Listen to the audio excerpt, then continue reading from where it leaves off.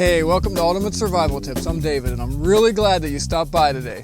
Because if you're a Bear Grylls fan, or you're independently wealthy and have no idea what to get the Bear Grylls fan on your gift list, you're gonna love and maybe even drool over what we're gonna take a look at today. Yep, you guessed it, it's the Bear Grylls Survival Pack. Well, we got a lot of ground to cover, so let's get started. Okay, so welcome to my basement workshop, and the reason we're down here is because I have a really big table, and there's lots of stuff in the pack to put out on the table to show you guys. So we're gonna start with taking a look at the pack itself. And I'm just gonna kind of run down through the features of this pack. It's a pretty nice pack, really. And first thing is, this pack's made out of 420D. It's a diamond ripstop ballistic nylon, and it's made to be lightweight. It's just comparison-wise, it's not nearly as thick as my personal bug out bag nylon, and you can just tell by feeling it and looking at it that this is really heavy duty. But then again, my bug out bag pack is made for really tactical military applications. This pack's made to be lightweight. It's made for camping, adventures, all that sort of stuff. Probably not a bug out bag. And one of the reasons I would say that is it's a little flashy for a bug out bag. I prefer, basic, simple OD green, maybe brown or tan for a pack, maybe even black. You want to blend in a bug out, and you don't want to really draw attention to yourself. It's different if you're out in the woods and you're going camping, or you're going mountain climbing or whatever. And the Bear Grylls pack would work great for that. A big thing for me is I don't want to draw attention. Now, size-wise, this Bear Grylls pack, this is the Commando 60. This is the largest of the Bear Grylls packs. So the size of this pack is over 3,600 cubic inches, which is around 60 liters. And my bug out bag pack is just over 3,000 cubic inches. The Bear Grylls pack is considerably bigger. Another big thing you're gonna notice is there's lots of MOLLE straps, MOLLE webbing all over my bug out bag pack. There's none on here, but there's lots of good places to attach stuff. One thing on the outside is there's lots of compression straps. There's one here, there's kind of a zigzag Z down here. There's compression straps here. If we pull this top compartment off, you're gonna see a compression strap is right here, and that's kind of cool. And we've got straps all over the place. And what that means also is you can strap gear on. Now on the side of this pack, we've got, just set it down like this. On the side of this pack, it's actually designed on both sides the same way. Not only are these compression straps, but they're also designed to carry things like skis, ski poles. I actually put one of my rifles in here, same on this side. So that's pretty handy. We've got the same straps, 1, 2, and then we've got this loop down at the bottom for stabilization. Also on the side, we've got these pretty nifty, one on each side, elastic pouches. Now, this is one side at least is where my water bottle is gonna go. And we've got one, see, on both sides. Let me just take a look at some really important features here. Let me spin this puppy around. Now, a couple of things that are really important as far as the comfort and sizing of a pack. Most packs kind of run a range of what torso size is, and the torso is pretty much from your neckline down to the curve of your spine. Different people have different sized torsos. My wife has a really small torso, and a lot of packs don't fit her well. Well, what they did with this pack is really nice. They have this adjustable strapping here. We've got these adjustable shoulder straps that can adjust to torso lengths. So we're kind of right up here at the top, which fits me perfectly. And you can run this puppy the whole way down to here. So very versatile as far as torsos. Another important thing in packs is your straps, your shoulder straps. And you can see these are well cushioned and thick. I believe these are 3 inches wide, very adjustable. When I took this pack out and tested it, literally took me less than 15 seconds to pull the straps tight, get everything adjusted just for myself, and that's because the torso, I already had the torso set for my body. Also, another important thing is you really need a sternum strap. And here's our sternum strap on this guy. So this goes kind of across your chest here. Nice thing about this is it's adjustable side to side, and it's also quickly adjustable up and down. See how these dudes like slide up and down? And that's pretty helpful too. Another thing with this sternum strap is it's got this emergency whistle built into the buckle. And so I'm gonna blow it now. So turn your volume down. Nice and loud. So that's helpful. You don't have to go digging in your pack if you get in trouble. Your emergency whistle is right in the front there. Also towards the bottom, we've got, of course, the adjustable straps to pull the shoulder straps tight down here. And probably for me, besides, you know, nice padding on the shoulder straps, is a padded waist belt. And you can see this puppy is actually really, really thick. See that? It's about 5 inches across, and the padding is thick. It's kind of reinforced on the back side, so it's not going to flop around on you. Also, let me just mention this. We've got the lumbar support, which is important for your back. And we have also got this back padding, and then we've got some nice, almost a 1/2 inch high padding on the back in this nice valley, this channel here, channel air back there to keep you from sweating too much. Now, the important thing about your waist strap is, especially in a larger pack like this or my bug out bag, you need to take the weight off of your back, because you're going to be carrying 50, probably up to 60, maybe even 70 pounds in a pack like this if you load it down. Now, you need to transfer that weight to your hips so that it transfers to your legs, which are the biggest muscles in your body, so that your back's not straining against it. If you get a good strap like this, a good waist belt, it's going to take probably about 80% of the weight of the pack off of your back and transfer it to your hips and your legs. So we've got this nice strong belt here. You can pull it tight. We've got side adjustments right here on both sides. So nice, solid, good build. And also on the waist straps, I like this. There's a pocket on each side. See that? And I would probably put snacks on one side, quick carbs, maybe even a point and shoot on the other side. Good for that. All right, let's see. What do we want to take a look at now? On the back side, we've got a drag handle. That's always nice and handy. Oh, don't want to forget this. So we've got, I don't know if you can see this, but this is all set up for hydration pack. So here's our port right here. So your hydration tube would come out right here. And on the other side of this, we've got a sleeve for your hydration pack to sit right up against the back. And I'm gonna say a 2 to 2.5 liter hydration pack's gonna fit in here. What else? I guess we'll just take a look on the outside, the rest of the outside here. We've got a nice sized front pocket. Lots of pockets in this. I like pockets. Okay, so I'll show you that. Let me just stick it this way. So we've got a nice big front zipper pocket. We've actually got 2 side pockets here, and they're a little bit smaller and narrower, but still sufficiently sized. See that? One on this side. Got one on the other side. Okay, same size. Those are convenient. Okay, let's take a look at this bottom section here. This is kind of interesting. So this bottom section here, we've got, again, another set of straps. Now these straps are actually set up so that you could put maybe your sleeping mat across here, and of course they're adjustable and you could strap them in. Also, they weave kind of down to the bottom here, which is cool. And they're all set up to take a tent. They're just set up well to strap on a lot of gear. And then we've got these tie-offs here, which again, these are handy for strapping more stuff to your pack. Don't want to miss this. So let's just skip back up here. On each side of I don't know if you'd call this the front or the back, we've got these elastic tie-offs. So here, these are designed for maybe a hatchet or an axe, maybe an ice axe. You could also put ski poles, again, down through here. And then if it's a long deal, you can run them through this elastic strap deal down through these orange ties down at the bottom.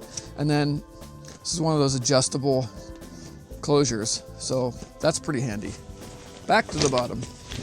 Now on the bottom section here, on the inside, we've got kind of a zipper diaphragm that separates the bottom of the pack from the top, which is really nice. So that, with the size of this pack, it gives you a nice space where you could stuff things that you wanted to get to separate from your main compartment. Down here would be a perfect place to stuff your sleeping bag. I think it's big enough for most bags.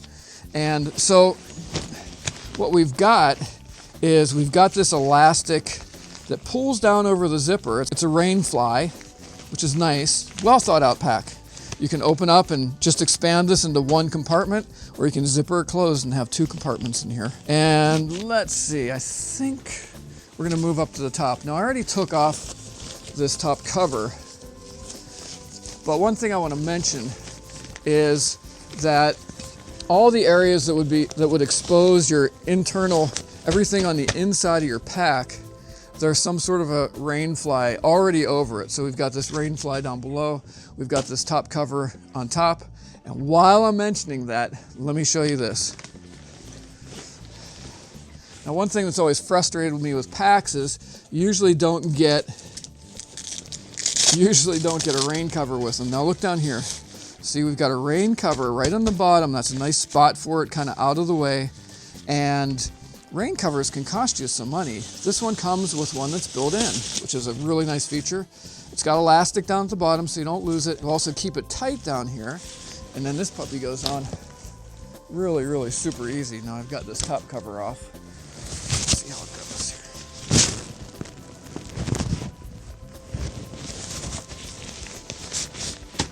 here. Look at that. That's pretty snappy. So you're all set for the rain, and it's all set up so that you can wear it in the rain, continue your hike, whatever, get the shelter, and you're all set. When you're all done with it, it's not gonna get all your other stuff wet. It's a whole separate compartment down at the bottom, and you don't have to be fancy with it, worry about taking up a lot of space. It's got a Velcro closure down here. You put it down there, you're done. All right, let's look at this top cover. Now, this has compression straps on it, like I said, right here. And this top cover is pretty cool because it has a couple of different compartments. I'll lay this down. So we've got a compartment on the top. See that? So it's pretty sizable on the top. You want to put your light stuff up here. And then on the inside, we've got another compartment. And this has actually got kind of like a waterproof zipper on it, so you could probably put your money or wallet and stuff right in here. So that's the top compartment. Now, I'll show you this. Now this is the bottom, the side that's facing the innards of the pack. And we've got a little chart of some basic, essential, mostly motivational stuff, what to do in an emergency here, printed right on the inside. And then we've got another internal pouch on the bottom, and ooh, we've got a couple items in here. We'll take a look at those in a minute. So let's open this puppy up. So right up top here, again, we've got this compression strap. Now it's not stuffed totally tight, so there's not a whole lot of tension on this strap right now. So the compression strap basically just pops off like this, and I like this too. Okay, now up top here, we've got two of these drawstrings. We've got one on the outside. Okay, see that? So we'll loosen that up. And then we've got another one on the inside, which is really nice. Open that up. Just open this dude right up. And we are full of stuff in there. So let's dig in here and see what we got. First thing is, we've got the Bear Grylls grandfather knife. Okay, we'll just kind of set this up here, out of the way. Next thing, we've got the Bear Grylls Sharpener. I've done a review on that. Have not reviewed the grandfather knife, but it is pretty cool. I've got one. Bear Grylls Fire Starter. I have reviewed this guy, so you can check that out.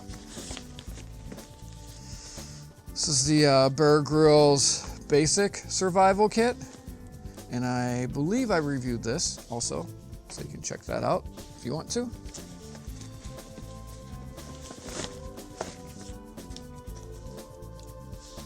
Bear Grylls Pocket Tool. Now my review of this, I compared it to my Swiss Army knife, and that's on the channel for you to check out. Here's the Bear Grylls Compact Parang. So we're gonna put the big stuff over here. We've got the Survival Tool Pack, okay? I have reviewed that. Not one of my favorite things out of this line. But surprisingly enough, it's pushing 1 million views. Go figure that. Next we've got the Bear Grylls Micro Torch, and this is actually one of my favorite, absolute favorite tools from this line. And I've got one on my keychain and my bug out bag, and I really need to get my wife one because it is one of the handiest tools to just have on your keychain for when it gets dark. So that's a good gift item. We've got the Bear Grylls Ultimate Multi-Tool. Actually a pretty good multi-tool. I'm not sure why I haven't reviewed this yet, but I haven't, and I might one of these days, we'll see. We've got the newer Intense Torch. I have not reviewed that yet. We've got the Compact Multi-Tool, and it's a decent little multi-tool, pretty handy.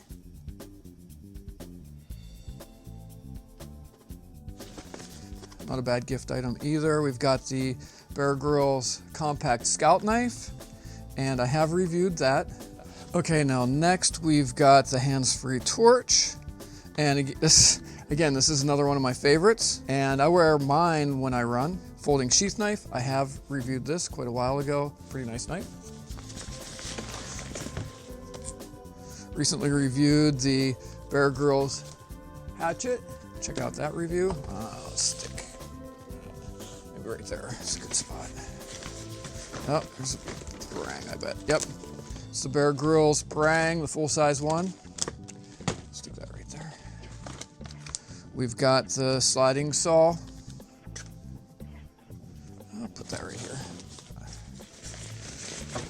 Getting down to the end. Bear Grylls Scout Knife. Now, I've never reviewed this, had a lot of requests for it. Maybe I'll do it one of these days. Got the Survival Lanyard. It's a newer item in the line. You know, not bad.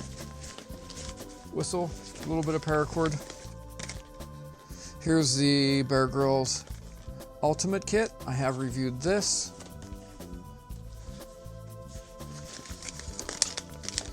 The Survival Poncho. That's again another newer item. We've got the Compact Fixed Blade Knife. And I believe that I've reviewed that, but it's a pretty snazzy little knife. Oh, we've got the Ultimate Pro Fixed Blade Knife, and I have reviewed that, so you can check that out. We've got the original Ultimate Survival Knife. Push this pack out of the way. We've got the original Survival Torch. And I'm running out of room. Ultra Compact Knife. Have not reviewed this, but it's a pretty cool little knife. I think I'm gonna have to add another row. We've got the Bear Grylls Survival Belt. Not my cup of tea. I like my Rattler Strap Paracord belt. Man, that thing rocks. And the other belt I wear all the time is the Black Hawk Rigger's belt or Instructor's belt. Now we've got the Scout Essentials kit. I have reviewed this. Put that over here. We've got the original Ultimate Survival Knife with serrations. If you like serrations. We've got the Canteen. I have reviewed that. Guess we'll stick that up here. We've got the Paracord knife. Again, another one of my favorites. And I have reviewed that. Put that up here. That's it. Got the Survival Blanket. We'll put that in the same category here as the Survival Poncho. Now, that's it for in here. Now we do have a couple of items. Not in the top, David. On the bottom. A couple more items in here. And I think that's going to be it. Now we've got the newer compact compass, and actually it's a pretty nice button compass. All right, have not reviewed that, but I like it. And we've got the Bear Grylls Survival Bracelet, and I haven't reviewed that either. That's it. That's all we have in the pack here. Now, we did do some research. I believe Gerber's the only one who's selling this entire survival pack as one deal with the pack, all the stuff in it. And so I'll put links to that in the video description. At the time of this review, they're charging $950 US plus shipping. And what we also did is we went online. The best pricing that I found for all this stuff was on Amazon. It was about a wash. So what we'll do is I'll put a link in the video description of this video of all these components individually. And I think what I'll do is I'll build a wish list on Amazon. So you can just go in there. You could, if you want some of this stuff, you can kind of pick and choose through it all and pick what you want. So if you're a Bear Grylls fan, this is about as good as it gets. So that's it. Thanks for joining me. We've just taken a look at the Bear Grylls Ultimate Survival Pack. For your convenience, I've included links to all the gear that I've mentioned in the video description on YouTube. Just click the Show More tab under this video. So don't forget to subscribe to this channel. And for more gear reviews, survival tips, and survival news, check out ultimatesurvivaltips.com. And while you're there, grab our monthly survival e-mag, like us on Facebook, and follow us on Twitter to get the latest news and be the first to hear about the great gear giveaway contests we have planned. Okay, this is David. I hope to see you on the other side, and remember, be prepared because you never know.